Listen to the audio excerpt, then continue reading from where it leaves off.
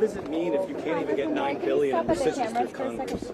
Well, I mean, right now we still have to get a rescissions bill up and moving forward, and then we'll see if we can get it moved through. That's the whole point. How many Republicans are in your camp that oppose this bill?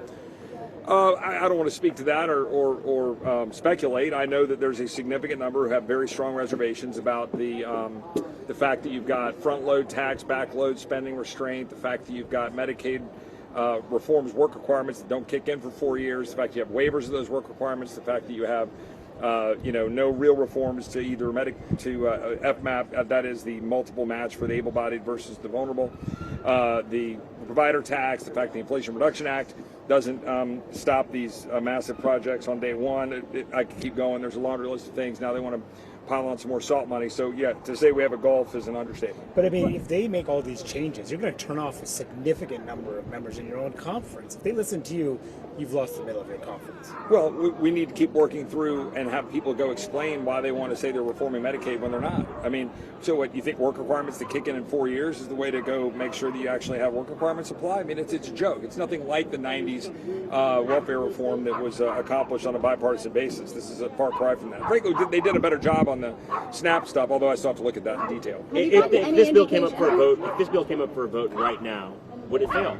I can't speak to that. I could just say that I wouldn't support it. Would you vote for the rule? Would you vote for the rule? I won't get into the rule. That's procedural stuff. We'll see what happens in terms of amendments being offered, and the that's a little bit more about how the conference is operating more than the substance. Have you gotten any indication from the speaker that he's willing to come more your way when it comes to the Medicaid? I'm not going to speak to what he's saying or not on that point, but he's always willing to sit down and talk, and we're having conversations with the White House and the speaker. But look, we didn't come here to claim that we're going to reform things and then not do it, right? I mean, again, the work requirement thing that doesn't actually take place for 4 years till after the Trump presidency, that is facially absurd. Like, it's one of the stupidest things I've ever heard of, actually. And then to say and dismiss the fact that we are subsidizing 7 times, someone defend to me that we give 7 times as much money to an able-bodied, often single, often male person than we do the vulnerable population for whom Medicaid was designed. And we allow states to then money launder that, which they do openly and admit it, to fatten their coffers, and we're not going to touch that? That's mindlessly, I can't even put into words how bad that is. So we've got a lot of reforms we need to do.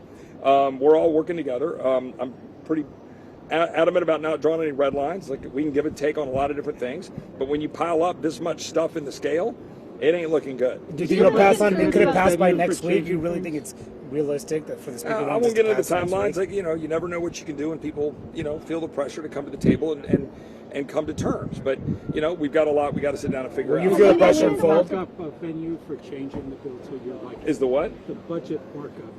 I mean, I'm going to defer to the chairman on how he wants to conduct the markup and what we do. I would just say right now there'd be a significant number of us who could not bless this product through the budget committee. Now, what that means, we'll see. I mean, I'm going to defer to the chairman.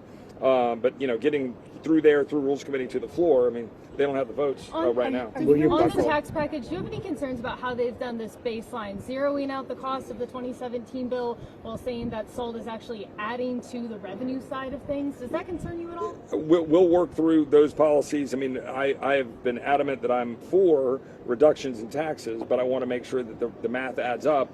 The stuff on the baseline is all internal beltway gimmicks nobody in America cares about. All they care about is, will deficits go down, will taxes be lower so they have more money in their pockets, and are we getting the reforms that are necessary to make our systems not be corrupt? I think this bill fails, though, on those scores currently. Thanks, guys. Are you willing to support a higher SALT cap than the $30,000 one? It'd be really expensive. Thank you, sir.